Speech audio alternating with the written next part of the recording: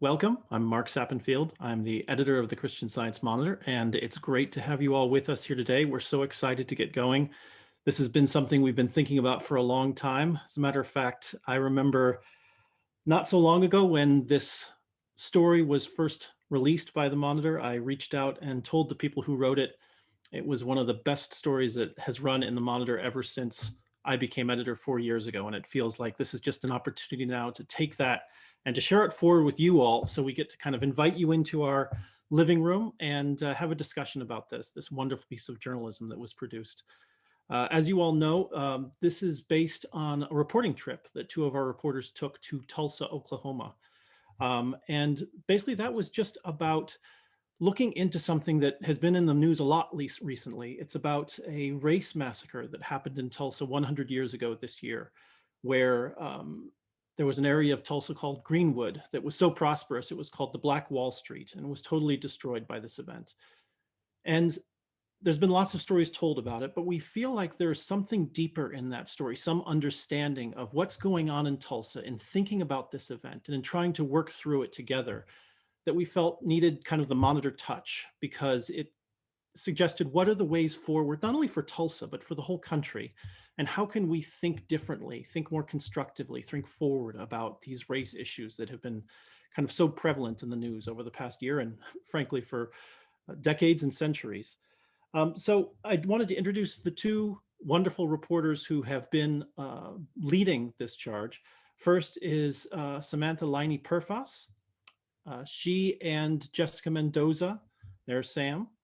And is Jessica going to be with us yet? We've been having problems kind of getting her through. I don't know if she's going to be able to join us quite yet. She is on.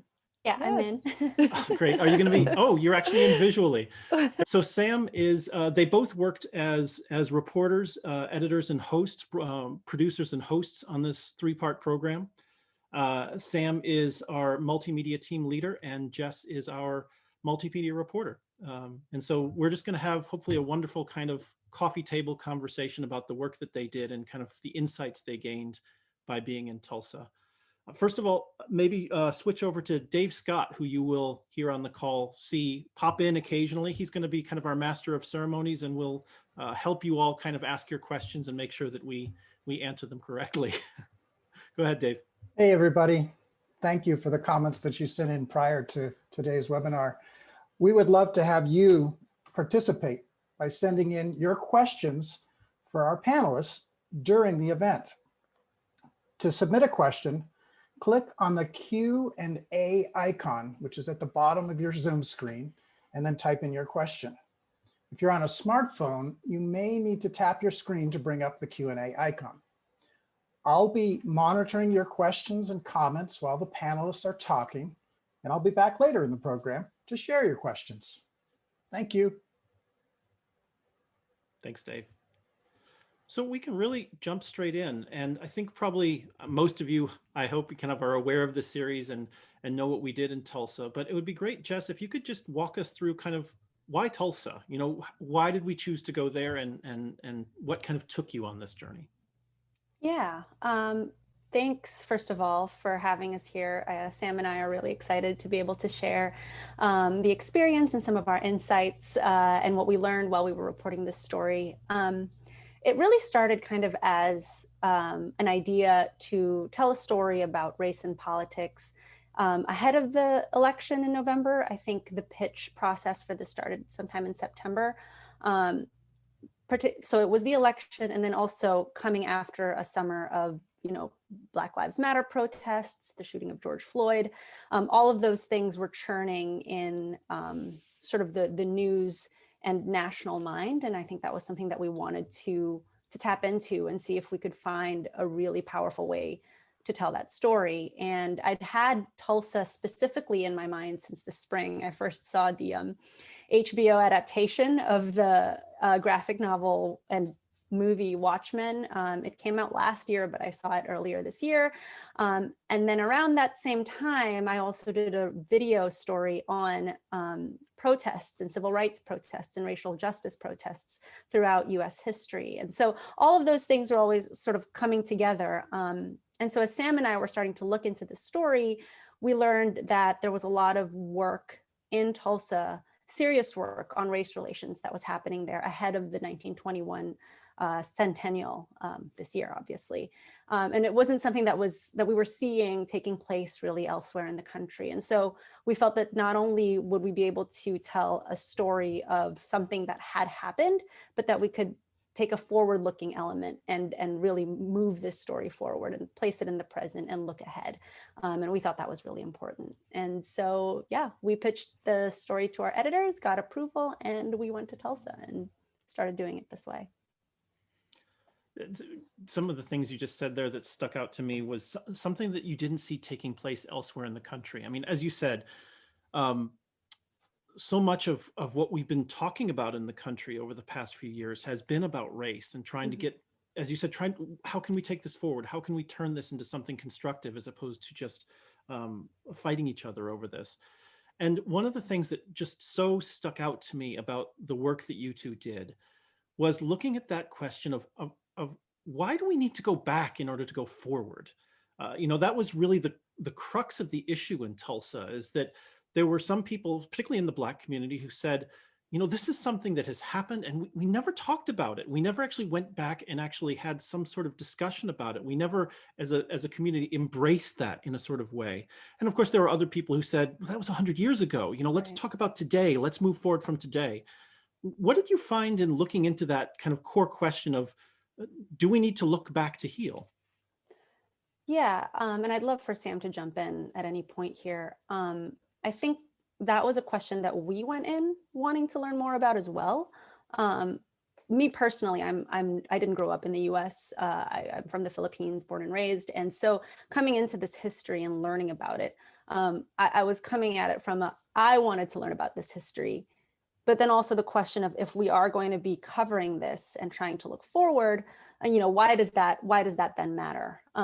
I think having reported in Tulsa and, other work that we've done through the years, other work I've done with the Monitor, a lesson particularly around race is that time by itself doesn't really heal. So just because you're far away from something that it's in the past doesn't mean that it automatically is no longer an issue. Like, the distance from it in and of itself doesn't bring the healing. There is work that needs to be done through that time. And if that hasn't been done, I think it becomes very difficult to then just be able to say, well, it's a long time ago, we should get over it. I think you could apply that to pretty much any individual personal trauma. And just because something happened when you were a child or 10 years ago, if it was never addressed, it's really hard to imagine that time by itself would have done that work for you. And what did you find, Sam, in terms of going there, in terms of the mental state of Tulsa, it's kind of its different communities, in terms of, okay, this was 100 years ago. Have we moved beyond it? Have we found an element of healing or not?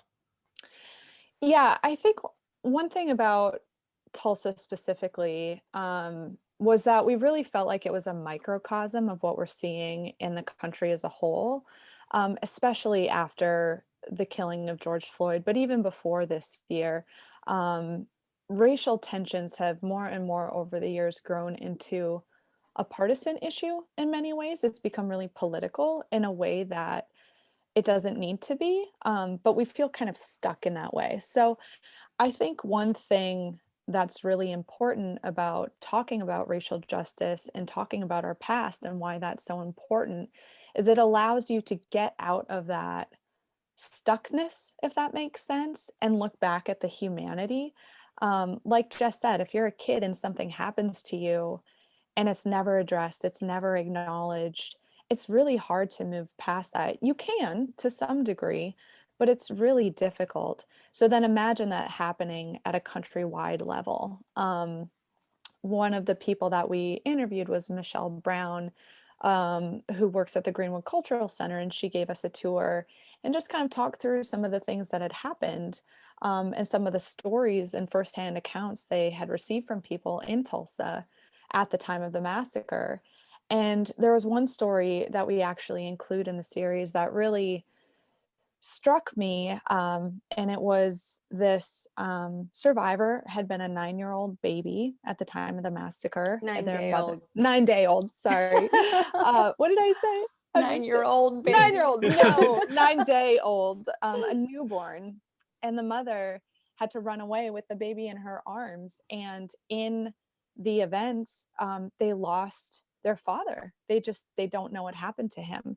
And even today, they still don't know what happened to him. So I think for me, one of the really powerful aspects of this story and looking at why it's important to go back to the past is to put yourself in people's shoes.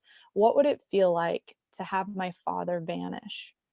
Would 1 year make that feel okay? Would 5, 10, 100? That pain is still there. And that uncertainty and just the not knowing. And I think listening to Michelle talk about that and how that happened to so many Tulsa residents, it really drove home for me why it still matters after all this time has gone, and why it's important to do the hard work of trying to understand what happened, acknowledging that what happened was not okay and that no one should have had to go through that, and then using that to then go forward as a city, as a community, as a state, and hopefully as a country.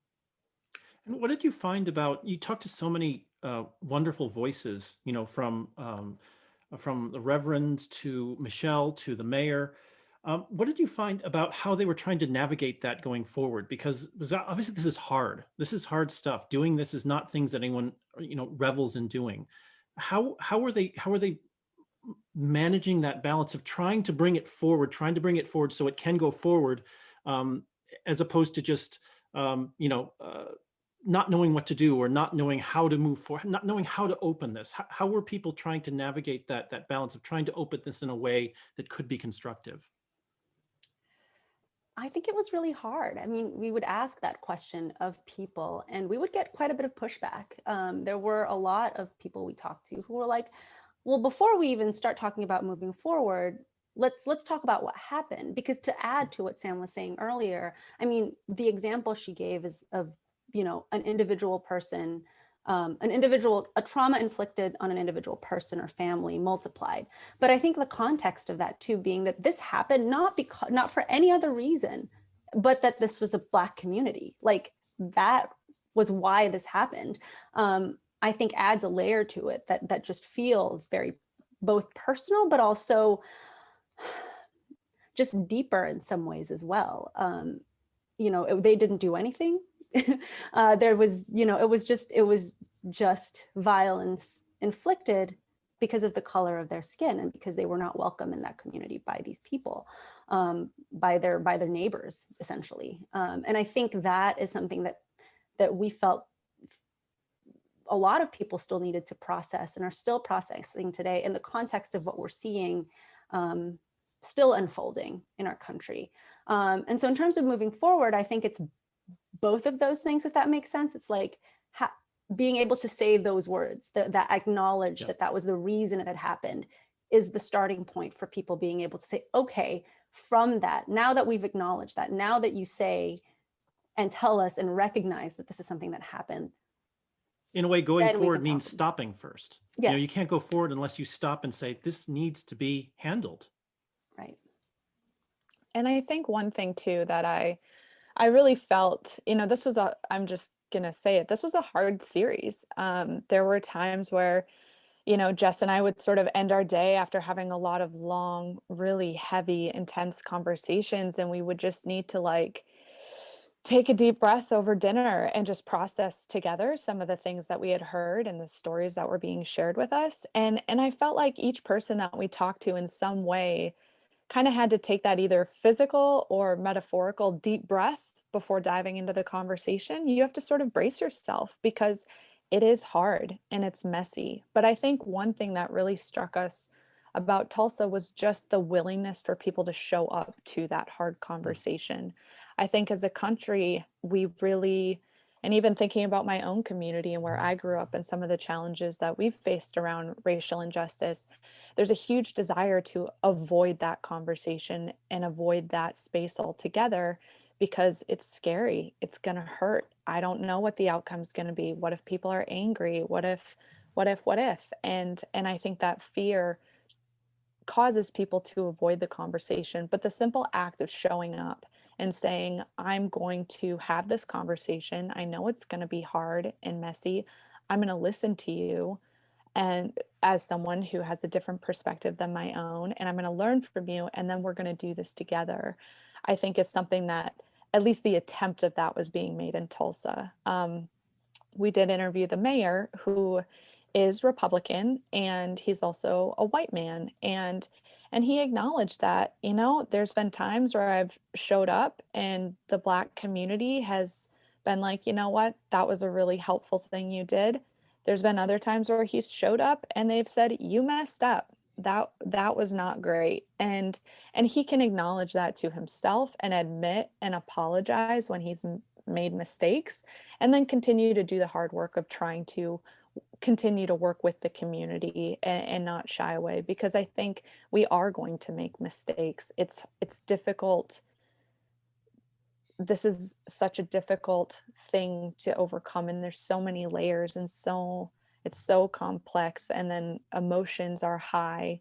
So I think showing up, creating that space to have those conversations is really where that healing and problem solving together can happen. Yeah. And I mean, one of the things that you all got to experience so deeply was to sit with these people and to talk with them and have their perspective change yours and enrich yours. And so, I mean, since that wasn't something we were going to be able to do for this webinar, we have put together a little piece that does bring in some of those voices. I'm sure that, you know, many or most of you on the call have listened to the series and have heard those, but we just thought it would be nice just to insert that a little bit here, just to kind of ground us again. And just have some of these voices of the people who are taking these steps to rebuild relationships. So let's just give a listen. I'm simply following the blueprint of my ancestors. Our ancestors were resilient. They were strong. They rebuilt in the face of adversity. And that's all I'm simply trying to do, is rebuild in the face of adversity. And it brought me to a place where I realized that there were white people who really didn't understand, and they wanted to. They really hadn't connected with Black people before, or with the Black community, and they wanted to. And I think it's going to be more of those small group discussions and conversations where real relationships can be built that will initiate real change. You can't go to sleep. Gotta get up. What it is to be a Tulsan is to have the hope. Like, we all can feel it. We can feel the shift and the opportunity to actualize the dreams that have been placed in us. We have that hope. However, also to be a Tulsan is to have a bit of skepticism, understanding that even with all the greatness that is in Tulsa, even with all of the revitalizations, understanding that that's not really being built for us. That was, there's some great voices in there. So many things I could think about to go from there. But I mean, one question that we talked about a little bit, just the three of us as we were preparing, is one of the voices in there was Michelle. And, you know, you'd originally gone to talk to her and maybe didn't think she was going to be as big a part of the story as she was going to be, but she kind of ended up writing herself in a little bit more. Can you talk maybe a little bit more about that? Sure. Yeah, so we had reached out to her. She is one of the people who works at the Greenwood Cultural Center, which is a historic sort of repository for Black history in the city. And she very quickly agreed to give us a tour. And we had come in expecting that, you know, the tour was just going to be a part of sort of the broader story, and that we could add that as really interesting audio to take people to that place as they were listening. But we also wound up sitting down with her and interviewing her. And, you know, I believe she's a lifelong Tulsan, if I remember correctly, and like just had this incredible connection to the city and this story that her whole job is to tell it and to get it out there over and over to people. And she really kind of embodied for us this idea that there were people who were trying to understand what the Black community had been through and were going through. There were people who really didn't understand what this was like for them, and she encountered them during her tours, people who coming in, pre-COVID, coming into the city, and hearing about this for the first time. And at the same time, and her wanting to bring those folks in and really make them a part of that and work with them to, as we've been trying to talk about, move forward. But at the same time, in her own personal life, it was very difficult for her to just be okay with what had happened, with how she still experiences the world as a Black woman. And it's just sort of infused her work, her life, sort of her orientation to the world. And that made her such a powerful piece of that story that we weren't really expecting, and we were really grateful to have had her on. I mean, you both were talking, maybe it was Sam, you were talking a little bit about how after you did the reporting or while you were doing the reporting, both you and the subjects in a lot of cases need to kind of just take a step back and take a breath, because, this is emotionally difficult ground. I mean, what did either you, Sam, you or Jess, I mean, going through this process, going through talking to these people, going through, living some fraction of, the difficulties that they're going through this year and trying to figure out, how do we talk about this? How do we bring healing? Kind of, what did that do to you in the sense of, so much of what the Monitor tries to do is shift perspectives, is to try and get people to think out from a different way of thinking. I mean, I can imagine that you can't go through this experience without having your own perspective shifted in some way. Yeah, I think, reporting is always kind of a funny thing, because on the one hand, it's a job, it's an assignment. Jess and I are told, hey, go to Tulsa, report on this issue, come back, do a good job. But once you get there and you begin talking to people, it's impossible for it not to change you, because they are opening their hearts to you and their lives to you, and they're really allowing you to see some really painful experiences or some really just incredible insight that they've gathered through their own lives. And it really feels like a gift to be able to be in that moment with them. The one interview that really, I think was hard for me was with Tiffany Crutcher, whose brother Terrence was shot and killed by Tulsa police. And just to hear the pain that she experienced losing her twin brother, it was impossible to not get choked up, and just to imagine what that must be like for her. And then to also see how resilient she is and how passionate she is about the work that still needs to be done, and to see how she hasn't given up. It really is eye-opening, I think, for all of us to be like, if someone can experience that level of pain and still be pushing for the good and still be calling out to the goodness in each other to do better and be better as a community, as a city, as a country, I think is really inspiring.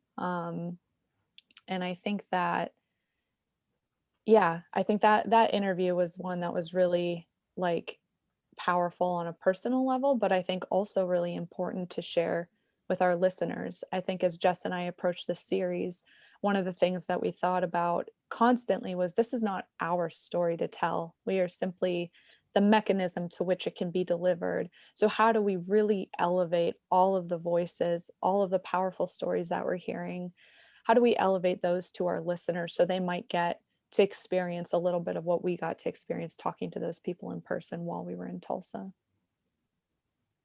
Well, I mean, Jess, you and Sam, all of us, the three of us have kind of done these sorts of things before, where we talk about, what the Monitor is and Monitor values and how do we talk about that outside. But, one of the things that clearly is something that the Monitor really tries to focus on is solutions and ways forward and healing.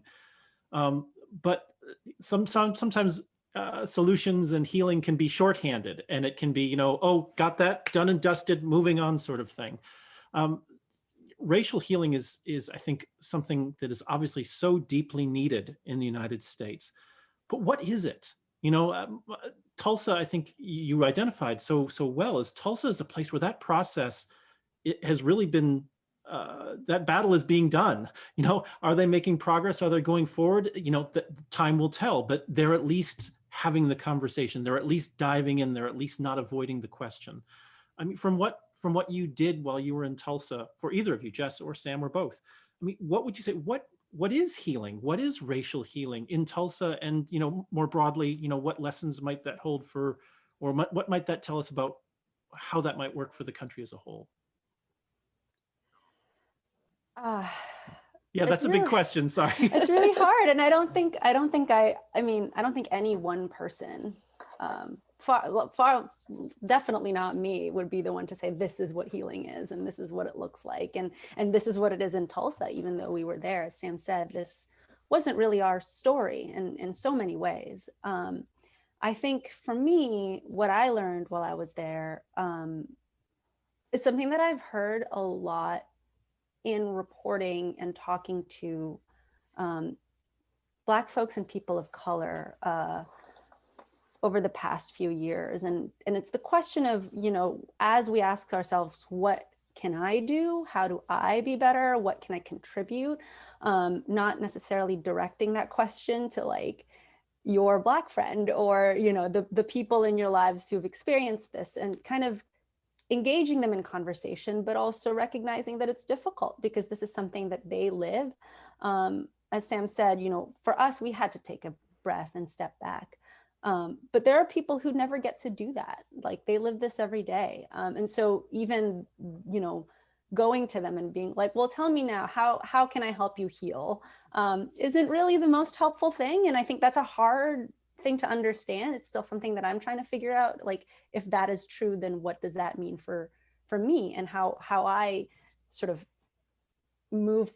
help this conversation move forward in my community in my own way. It's also not expecting a particular kind of response or being defensive and upset that, you know, why are you angry? Why can't we just talk about this in a way that's level-headed? That's sort of equivalent to saying, can we talk about this on my terms, because it in a place that I'm comfortable. And I think those are things that are really difficult to, there are things that I feel like a lot of people want to say they can do, but it's actually really, really difficult, like in the situation in that space. So I learned those things, but really the truth is I'm still learning that and how to do that and how to be that, and how to even explain that to other people too. It's really difficult. That's so interesting to say. I mean, in some ways, I mean, not to simplify this, but the healing is in the learning. You know, that kind of you know, in the sense that, you know, the learning that is so neat. I mean, I think that's one of the things that has definitely come out over the past months is the need for deep learning and kind of committing to that. There's no formula for it. It's just got to jump in. Was there any thoughts that you had, Sam? Yeah, I'm just being kind of reminded of a conversation we had with the folks at the Center for Reconciliation. And one of the points that she makes is that reconciliation is not a destination, it's a process. It is a lifelong process. We are all learning together. There's going to be days where you do things that are anti-racist and really contributing to progress and solutions in our world. And there's going to be times where you miss the mark. And we need to acknowledge that together and work through those pain points together. And I think the hope is that over time, trust can be reestablished between communities. We can find healing together. We can grow in our patience and just ability to listen to one another and see each other's humanity. And that is a process. If what we're hoping is that, all right, we've arrived, reconciliation happened, can we stop talking about it? Like, that's just never that's an unrealistic expectation. So I think also giving ourselves permission to truly understand that it is going to be an ongoing conversation, and that we get better and better at having that over time, I think is something that is just going to help all of us in our own lives, but also at a policy systemic level, kind of make our ways toward progress and healing. I remember at the very end of the series, you guys had a quote, and I can't remember exactly when it was or what she said, but Jerica basically said it's just about being human. You know, it's just about humanity, just like you said. And what a powerful way that was to end the series. Well, thank you both. I really enjoyed this conversation, but I think it's probably time to let in everyone else to the conversation. So Dave, if we could bring you back in and have you guide us kind of through where we should go from here. Sure, Mark. Thank you. We have lots of questions, and Oh boy. and if anybody else would like to send their questions in or comments, remember, just click the Q&A button at the bottom of the Zoom screen, and we'll get as many as we can in. So let's start first. There's been a few people that either didn't catch or didn't quite understand why there was a massacre at the beginning. Could you maybe just briefly address that, and then maybe go on to talking about what the city has been doing to address this situation? Sam. Sam muted herself. Let's just start with what ignited the massacre. Yes. Okay. So in 1921, a young Black shoe shiner named Dick Rowland was accused of having sexually assaulted a young white elevator operator, Sarah Page. Dick Rowland was arrested. He was held at the sheriff's office, and essentially it got the white community of Tulsa riled up. This is very shorthand. There are a lot of details involved, and I don't want to misrepresent anything, but that was basically the spark. That accusation was the spark for what became, I think, just over 24 hours of a white mob coming into the Black district of Greenwood in Tulsa, setting fire to homes and businesses, driving around with guns, shooting people. And, you know, the Black community fought back. So there was basically an all-out battle on the streets. But a lot of Black folks fled as well. At the end of those 2-ish days, so it was May 31st, June 1st, 1921, a lot of Black people who were still in the community were basically sent to these, they were not called internment camps at the time, but that's what they were. And they were kept in there, told that it was for their own safety, but they also couldn't leave unless a white person basically fetched them, came and vouched for them and like let them out. And so when they were let out, there was almost nothing left of what had been a thriving Black business district. It was burned to the ground, and there was no compensation. There was really nothing done by the city or the state or anybody to help them rebuild it. Sam, what is the major points? Yeah, those are major points. And it was about 35 city blocks that were burned down, and the death estimates were anywhere from 30 to 300 people. And they don't know, and this is something that we talk about a little bit in the series, but a lot of those people were buried in mass graves, and they still don't know where they are. So the city is actually, to kind of get to the second question of what's being done now, the mayor has reopened the investigation into where those mass graves are to try to locate them and to get a more accurate understanding of what happened, how many people were killed. And Jess, I can't remember, but they did actually find one of the graves this summer, and were there 11 people? I forget the exact number, but somewhere around there. So, but the investigation is currently ongoing into the mass grave burial sites. Yeah, and there was a really big report done well, it was done through, I think, 99, 2000, but the report itself was released in 2001. They had basically a bunch of historians, policymakers. I think it was a congressional representative from Tulsa who had sort of driven the forming of the commission and the investigation at the time, and they released a report really detailing, which at that point had been the most detailed sort of outline of what had happened on those 2 days. And they had done a lot of research and had put forth recommendations, including investigating where the mass graves might be. Is that helpful? Yeah, and so there's, again, this is feeding off of several questions along this line, is sort of, what has the city done? Is there discussion, I think you got into this in the series a bit, but about reparations or you know, now that we know from that study that this happened and it's back in thought again, what's the sort of What's the city doing, or what's the politics of reparations and that sort of thing? There were recommendations from the 2001 report for reparations. There haven't been any done. In terms of the politics of it, I think it's still about as divisive as it's been. Unsurprisingly, there is currently, or as of the time that we were reporting the story, a lawsuit had been filed suing the city and other related government agencies for reparations. One of the plaintiffs is a survivor of the massacre. I believe she's the last living survivor. And so that's been sort of unfolding in Tulsa, and we get into that in the series as well. Trying to think, and I think it's still something that divides the community. The mayor himself told us that he could not comment because he is one of the people being sued in the reparations lawsuit. But to him, he felt that it was a divisive issue that might make it even more of a challenge to work on some of the things that were already, he felt, addressing some of the issues that were coming up, but were more unifying to the community. So I think it's still a really difficult issue. A lot of the people we spoke to, members of the Black community in Tulsa, were very much of the opinion that you couldn't really have or start reconciliation without reparations. And so it was something that really touched different things and different people when we were talking to them.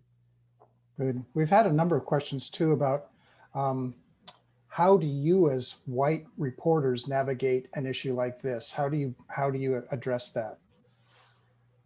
Just really quickly, I'm not white, but I am also not Black. I'm Filipino.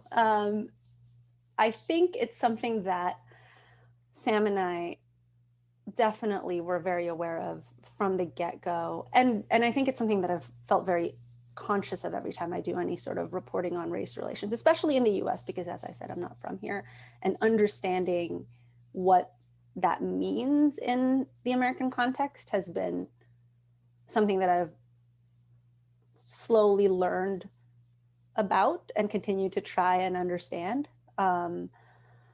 We tried to reach out to local reporters, reporters of color in the community, to see if they could help us out. For a variety of reasons, that didn't work this time, but that's something that we will want to continue to do every time we're doing any kind of reporting like this. We, just from a logistics perspective, definitely tried to ensure that all of our sources were people who had been affected by this, members of the Black community, people who could speak to this.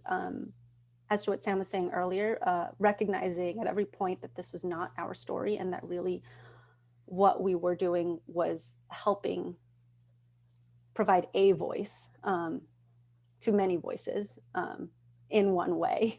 Like we were not setting out to be the definitive anything of the Tulsa race massacre and what's happening now.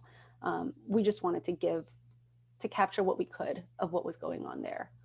And I think, just to add another note on that, like as we worked on the post-production, we had hours and hours and hours of interviews recorded from the community members in Tulsa. So as we were sifting and as we were choosing, I think we kept having the conversation of how do we make sure we are getting out of the way so that we can elevate these voices. So a lot of those decisions were made in how we wrote the narration in the clips that we chose. And I think that was just something that we tried to be really mindful of, like from inception to publication. And then we also did work with a Black colleague to read and go through all of our scripts and all of our episodes just to provide that Black perspective and to edit our work, highlight things that maybe were blind spots of our own. She would point out, okay, I understand why you chose this example, but given the history, maybe you should use this example instead. And we found that to be really helpful and also a really great learning experience for us as reporters reporting on this issue. And I'd just like to add too, I think every time we report on something like this, every time you report on something that is outside of your experience, I think it reminds us that we could do more for ourselves, but also as an organization to keep making sure that these voices are heard and are covered by people who can really relate to them, who belong to these communities, who have experience with the issues that we're trying to cover.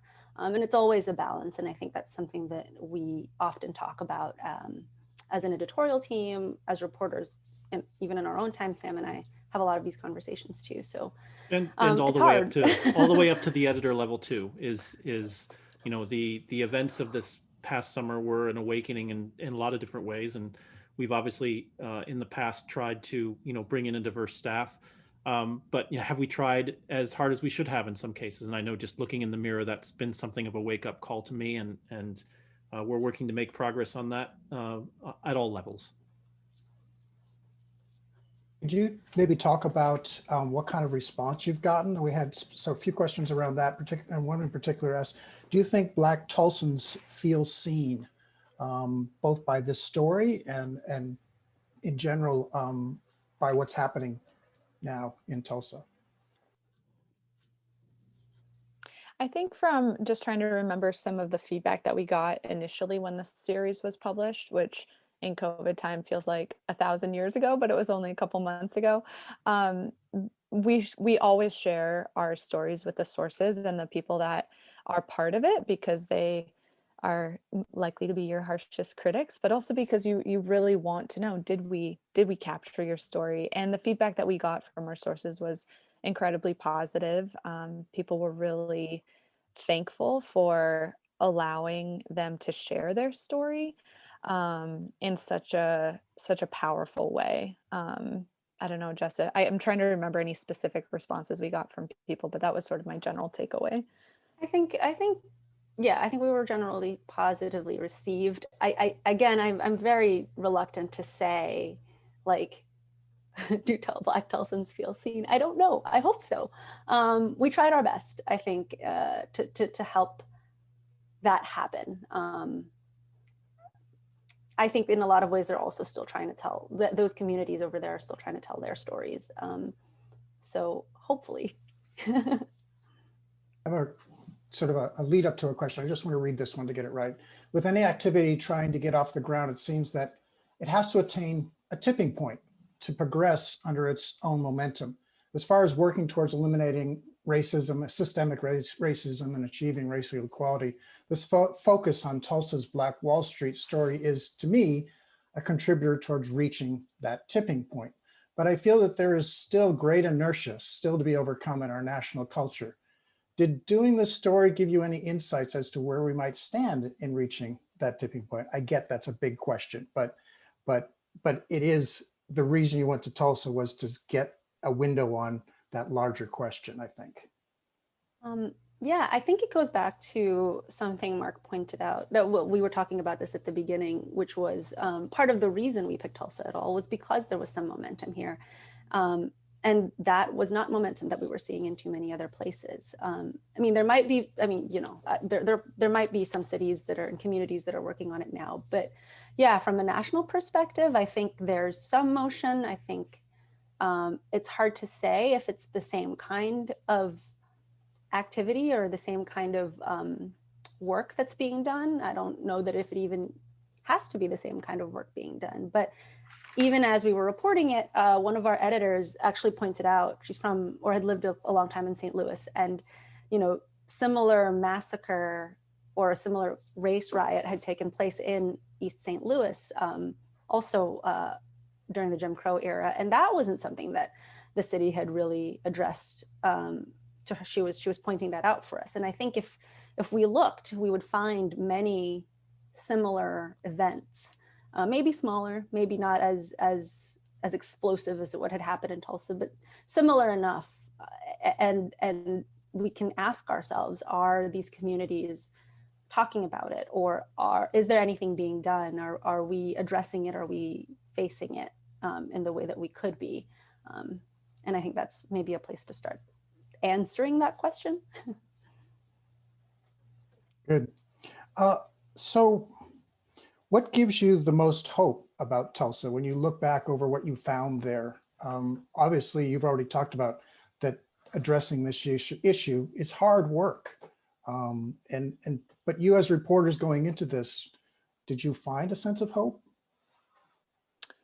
I think, and I always feel like this winds up being kind of a stereotypical answer, but it's so true, is in the young people. I re-listened to the series again after the last few months I was listening to it last night, just to, kind of get back into it. And the third episode, where we kind of have a montage of youth that are part of the Juice radio show, just sharing what Black Wall Street means to them, I started tearing up again, because, when we set out to do this story, it was focused on the massacre and on the incredible violence and pain and devastation that community undertook. But at the same time, and another one of our sources pointed this out, yes, that is the story, but the even bigger and better story is the rebuilding that took place afterwards, the reclaiming and the resilience and the determination of the Black community in the face of such horrific violence.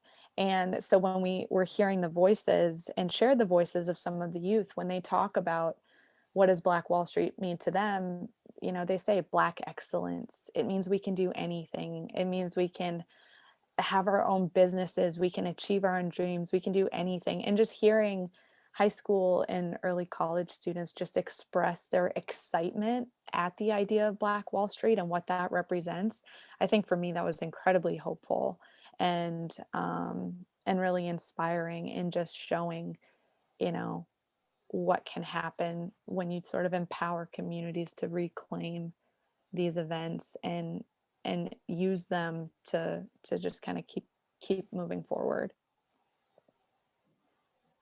Great answer. Thanks, Sam. There was some questions too. I know that you started out by talking a little bit about this, but I want to swing back to it again. Can we judge the past by the standards of the present? And I know a lot of this piece was about going back and looking at the history of Tulsa and how it's informing the present. But is there, and I think in particular, the story gets at sort of reparations and those sorts of issues. Did you encounter people discussing that point? Is it fair to judge the past by the standards of the present? I'm thinking of Reverend Turner. He has a quote where he says, "There's no expiration on morality," and I just think that is really profound, because, as Jess was saying earlier, sometimes it's easy just to think time heals all wounds. And if enough time goes by, then it's in the past and we don't have to talk about it anymore. But to that point, there is no expiration date on morality. Can there be a danger in using kind of the present circumstances to judge the past? Yes, but murdering members of a Black community simply because they were Black, I think that holds up even today as something that's not okay. That's not. And there's another example that Tiffany Crutcher gives in the series, where she's looking at what used to be the Stratford Hotel, which was this beautiful, vibrant hotel, Black owned, just really thriving, that was burned to the ground. And she said that could have been the next Hyatt, that could have been the next Marriott, but that was taken away. So how do we repair that damage? How do we honestly look at the consequences of what happened in the past and show that even today it holds up as it's not okay and that shouldn't have been done? So acknowledging that and looking at that, how do we then make choices and decisions and work through this together? And it seems like a conversation, right? I don't think there's a definitive yes or no answer. I think perhaps at the time there were people who looked at that burning down a Black community or seeing people of a different color than you as less than, that might have been normal then. I don't know that made it necessarily okay. And I think that just now today we know that as a reality. Do we judge our ancestors for that? I think that's something that we need to keep talking about, I think is the point. Not that Sam or I or Mark will say, yes, definitely. I think it's something that we need to work through on our own, and with each other. And I think that's what we learned. One of the things that we learned from Tulsa. I mean, one thing that your work, both of you, did so strongly for me, and kind of related to this question, is it makes me step back and say, where are we today? You know, how far have we come? And I think it would be wrong to say that we haven't come a long way. I think it would be wrong to say that we don't have a long way to go. And I think, to me, the reporting that you two did showed that in such a human way. You know, not pointing fingers, but saying, look, you know, we've done a lot, but look how far there still is to go, and let's not ignore that. Let's not avoid that conversation because it's difficult, because we're going to make mistakes. That conversation is essential to going where we need to go. So then we can look back 50 years from now and say, boy, aren't we glad we're not there now? You know, that's where we want to be. We want to be able to say that, you know, we're much better 100 years from now than we are now. Really good answers. There's some sort of nuts and bolts questions I'd like to throw out here too. Did you talk to white Tulsans and pastors and teachers, and do you think they have a different perspective on this than Black Tulsans? And did you, this is also sort of a little, maybe it's a follow-up, do you face overt or covert animosity or confrontation during any of your reporting from either side?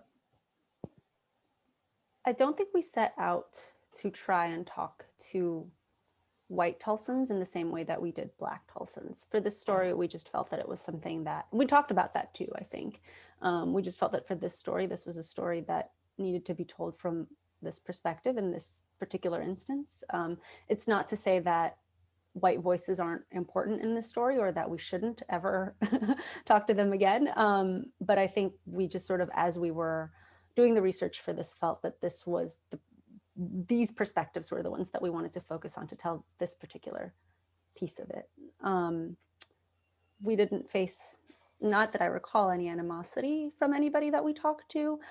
There was frustration, I think, sometimes, and certainly when we asked questions that like touched on hope or optimism or that sort of thing, we would get some pushback and some sort of like, I'm trying to tell you something here. You know, let's trying to sort of redirect us to where they felt like we should go. The mayor's office was very open to us as well, which we frankly weren't sure what was going to happen with that. But they were very much, and he was very much open to like answering our questions and really acknowledging where things were weak and where things were strong in terms of from his perspective. So I don't know if that answers the question, Sam. Yeah, I think so. And I think, you know, I want to say there were two white individuals. So Scott Ellsworth, one of the experts that we included in episode 1 to kind of lay out the history. He is a Tulsan and he is white. So he provided a little bit of that perspective, just growing up there and writing the history. And writing the history, because he also was one of those people that didn't find out about it until later in life, and it blew his mind. So he provided a really good perspective. And then, just to add on to the mayor's office, we were very transparent with the type of questions we would be asking the mayor and that they would be tough.